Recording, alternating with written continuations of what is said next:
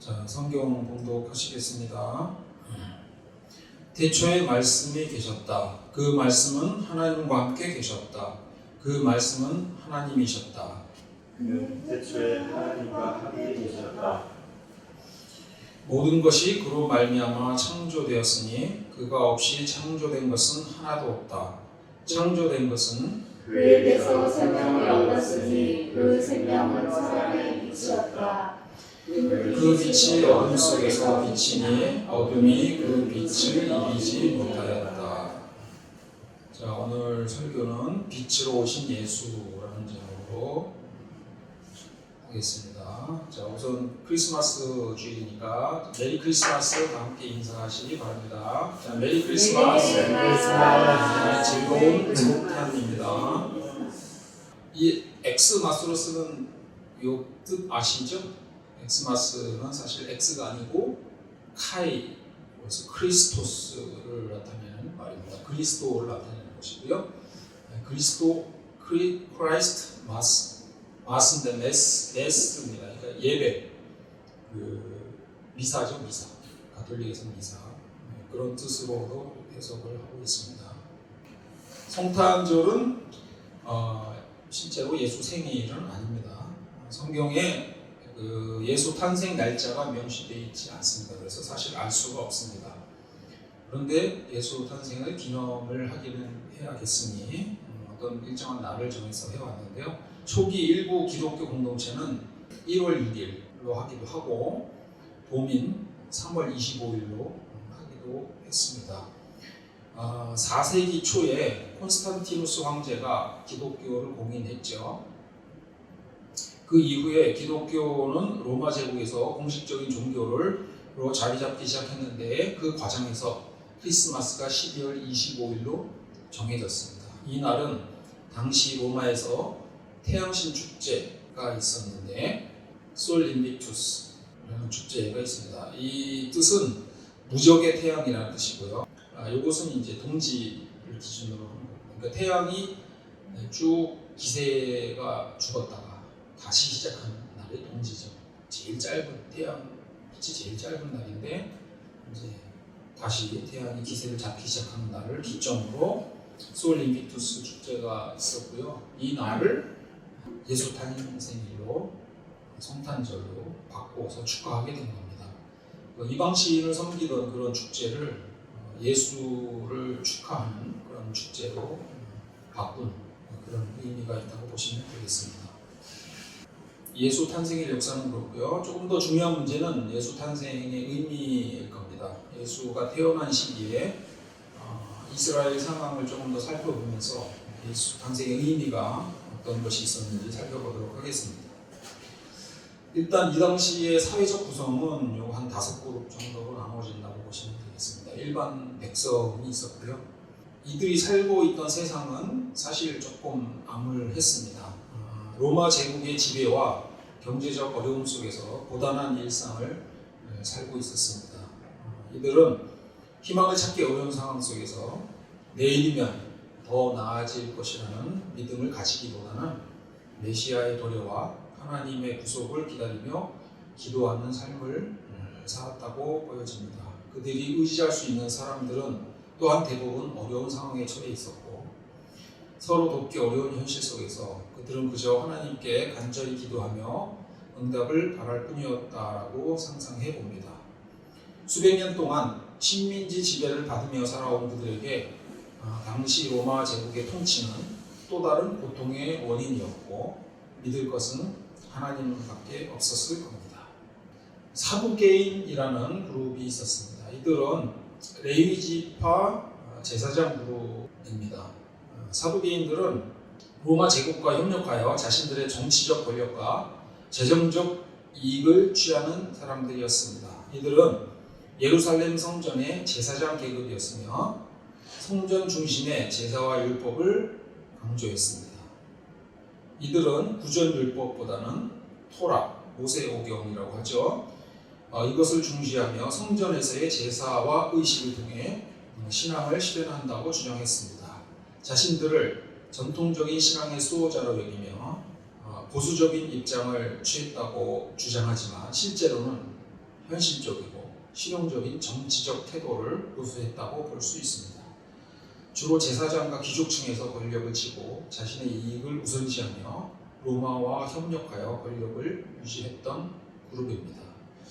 인구 비율로 보면은 정확히 나와 있지 않지만 한 1, 2% 정도라고 추측을 하고 있습니다. 그 다음에 유명한 그룹이 바리새파 사람들이라고 알려진 그룹입니다. 이들은 종교 집단입니다. 학파에 가깝습니다.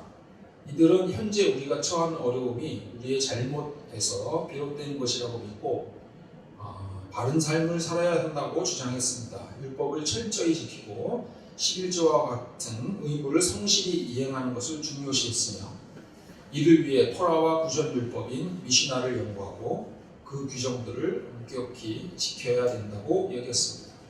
이들의 주된 관심사는 율법을 지키는 것이었고 이를 통해 하나님의 뜻을 실현하려 했습니다. 그들은 현실 정치에도 관심을 가지긴 했지만 주된 목표는 율법을 지키고 민족의 신앙적 회복을 이루는 것이었습니다. 대략 한 10% 내외로 추정을 합니다. 그 다음에 에세네파라는 그룹이 있었고요. 이들은 종교적인 집단입니다. 이들은 성전 제사를 강조하는 사두개파와 율법 중심의 바리새파를 모두 타락했다고 여겼습니다. 세상의 부패와 부정에 희망을 두지 않고 종말에 메시아가 와서 악을 심판하고 하나님의 정의를 실현할 것을 고대했습니다. 세상과의 연을 끊고 광야에서 정착했습니다. 금욕적이고 공동체 중심의 삶을 살았으며 규율에 따라 기도와 성경 연구에 힘썼습니다. 그들은 하나님의 왕국이 임할 때 메시아를 통해 억압에서 해방될 것을 믿었습니다. 필사도 열심히 했습니다. 푼란 동굴에서 발견된 사회 문서는 이들의 삶의 기록으로 여겨집니다. 대략 한 인구의 1% 정도라고 추측하고 있습니다. 그 다음에 마지막이 열심당, 젤롯당이라고 하는 그룹인데요. 이들은 정치적인 집단입니다. 이들은 힘을 합쳐 외세에 저항해야 한다고 주장했습니다. 공개적으로 반로마 민중 봉기를 주도하며 무장투쟁과 게릴라 전술로 외세와 맞섰습니다. 이들은 현실적 민족 해방을 목표로 했으며 종종 메시아가 정치적 독립을 이루어 줄 것이라는 기대를 품기도 했습니다. 이들은 1차 유대 로마 전쟁 66년에서 73년 사이에 있었습니다. 이것을 주도한 그룹입니다. 대략 인구의 한 1, 2%로 추정하고 있습니다. 이런 혼란 속에서 예수님이 나타나신 겁니다. 그리고 하나님의 나라를 설파하기 시작했습니다. 이 가르침은 기존의 가르침과는 somewhat 다른 점이 있었습니다. 이런 예수님의 가르침은 사람들에게 빛으로 다가왔습니다. 예수님의 가르침은 어떤 이들에게는 암울한 세상을 밝히 비춰주는 빛이었습니다. 예수님의 가르침은 당시 다른 유대교 분파와 그들과의 차별점으로 그 특성을 알 수 있는데요. 성전에서 제물을 바치고 의식적으로 죄를 사함받는 것을 주장하는 사두개인과 달리 예수님은 신실한 믿음을 통해 하나님 나라에 들어갈 수 있다고 가르쳤습니다. 예수님은 하나님 나라를 서로 돕고 사랑하는 공동체로서 물리적 공간이나 종교적 형식적 의식에 국한되지 않는 신앙의 삶을 강조하셨습니다. 율법의 형식적인 준수를 강조한 바리새파와는 달리 예수님은 율법의 내적 의미인 사랑, 정의, 자비 등을 강조했습니다. 또한 예수님은 종말론적인 기대 속에서만 신앙을 강조한 에세네파와는 달리 현실에서의 사랑과 나눔을 통해 하나님 나라가 실현될 수 있다고 가르치셨습니다.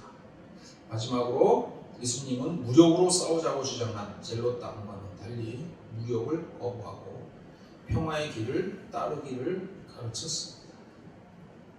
예수는 사두개인과 바리새파 사람들과 대적했습니다. 에세네파와 열심당, 젤롯당과는 그리 적대적이었던 것으로 보이지는 않습니다. 사두개인과 바리새파는 종교적, 사회적 엘리트주의자들이었습니다. 엘리트주의는 특정 계급, 집단 또는 개인이 우월하다고 믿고 그들에게 특별한 권리나 권한이 주어지는 것이 당연하다고 주장하는 태도나 사고방식입니다. 특정 혈통이나 특정 학교 출신, 특정 직업군 내 사람들이 될 수 있습니다. 현대에는 정치인, 어느 대학 출신, 검사, 법관, 의사 이런 사람들이 스스로 엘리트 그룹이라고 생각을 하고 있습니다. 예수님은 이들에게 요즘 속어로 듣보잡이었습니다. 무슨 말인지 아세요? 듣보잡. 듣도 보지도 못한 장로. 사두개인처럼 제사장 혈통도 아니었고 바리새파 사람들처럼 일정한 교육을 통해 랍비가 된 것도 아니었으며 나사렛이라는 총돈내 출신에 노동일이나 좀 하던 교육도 제대로 못 받은 사람이었습니다.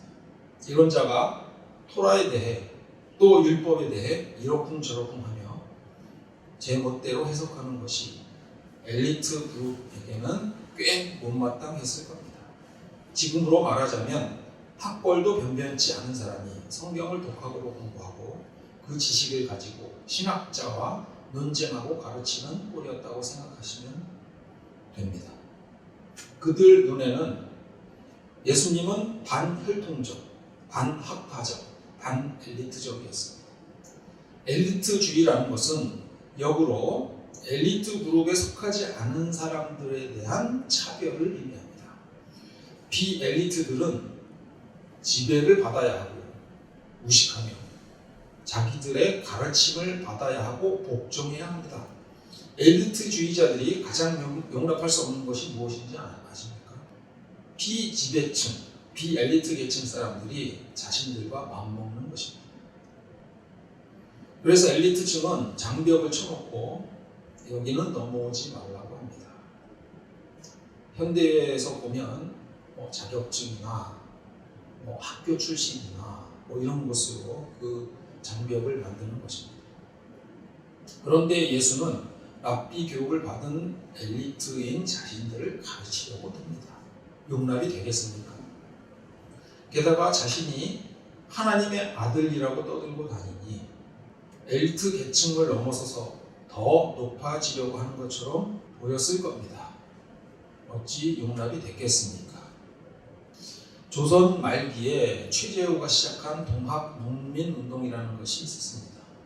이는 근대의 이름으로 이 운동을 통해 백성들이 가졌던 희망을, 예수 시대에 사람들이 가졌던 희망을 이해할 수 있을 것 같아서 동학을 조금 언급하겠습니다.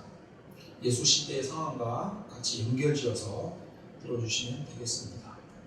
조선 시대는 동학에 하늘 아래 모든 사람들은 평등하다는 인내천 사상, 이것은 그 말 그대로 척결의 대상이었습니다. 자고로 종교는 통치 수단이었습니다. 현대 우리에게는 종교에 자유가 있습니다. 우리 마음대로 종교를 선택할 수 있습니다. 그런데 이렇게 당연한 자유를 우리가 누리게 된 것은 인류 역사에서 불과 250년밖에 되지 않습니다. 국가는 하나의 종교를 정했고 통치 이념으로 삼았습니다. 백성은 그 종교를 따라야 했습니다. 그렇지 않으면 핍박이 있어 왔습니다.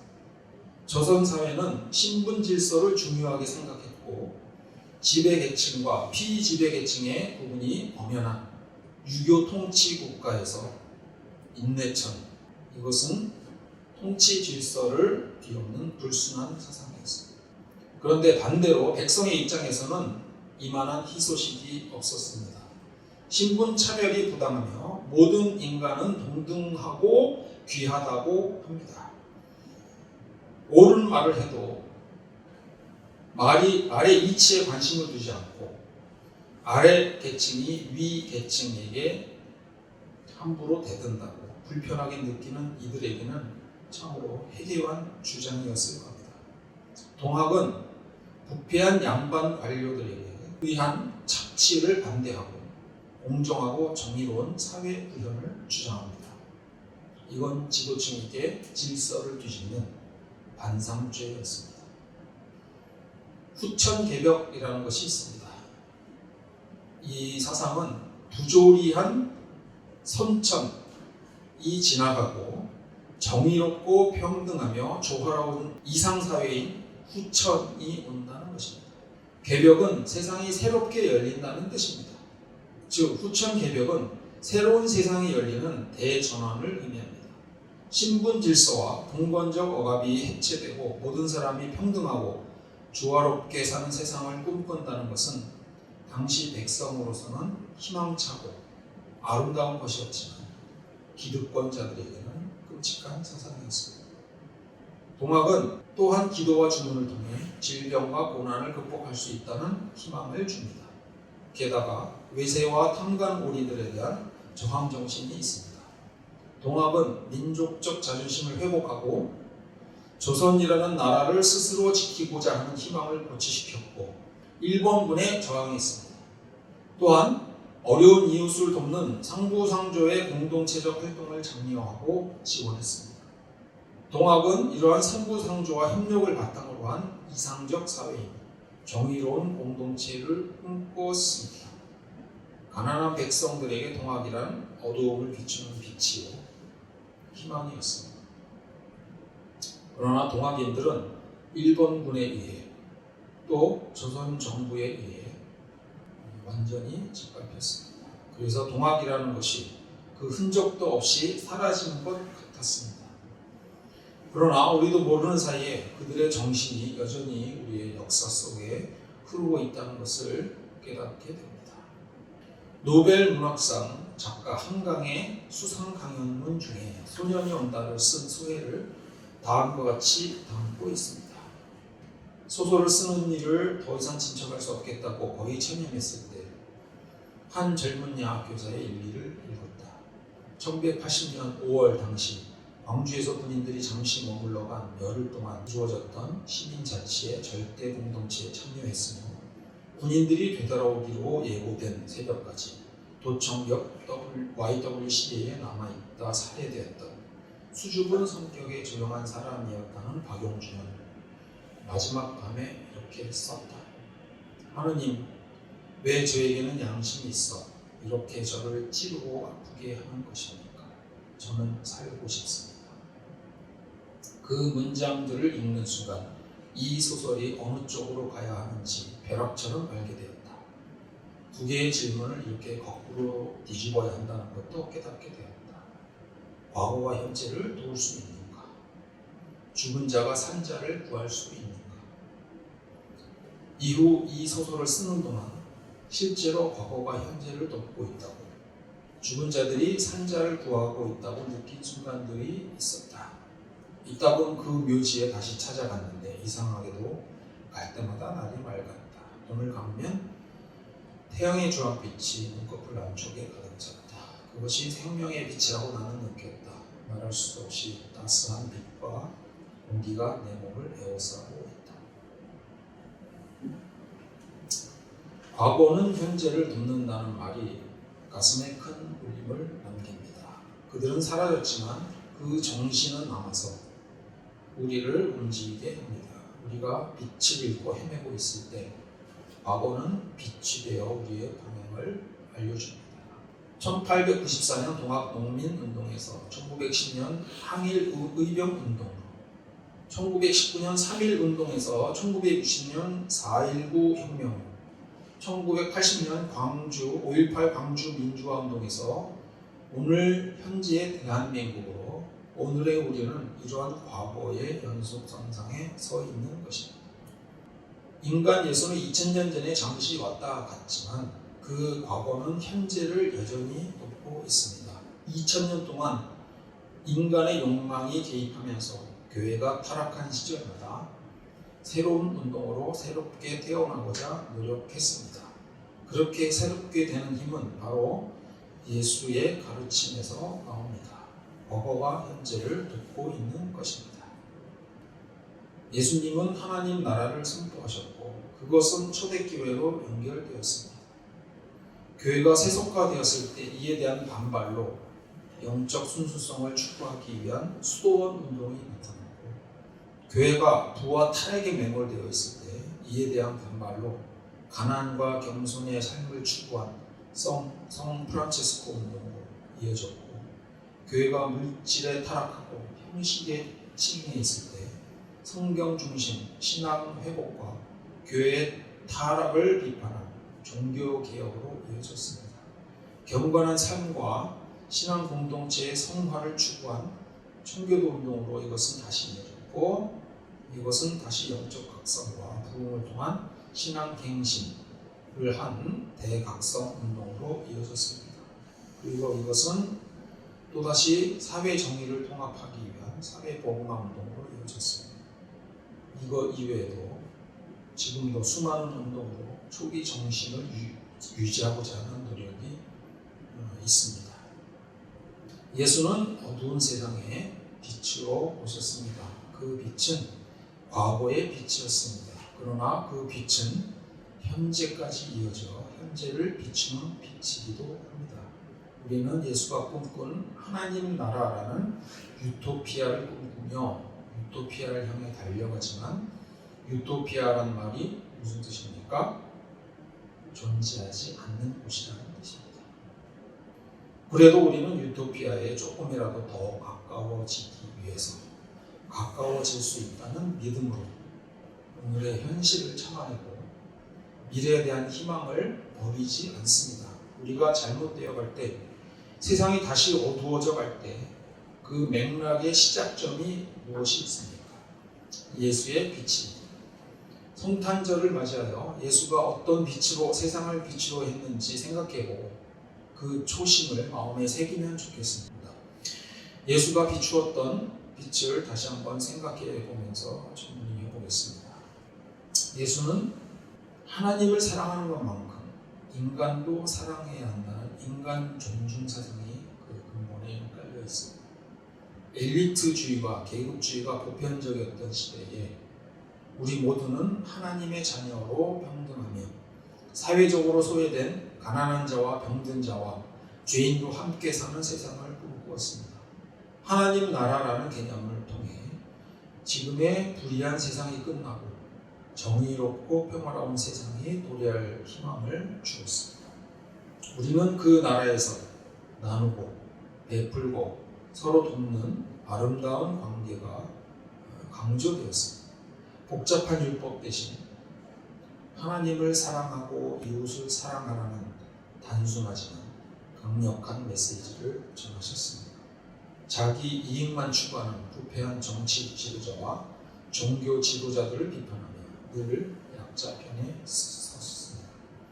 예수의 죽음을 통해서 그들을 사랑하는 모습을 보였습니다. 이러한 생각이 현대의 우리에게 어떻게 적용될 수 있는지 생각을 해보면 좋겠습니다.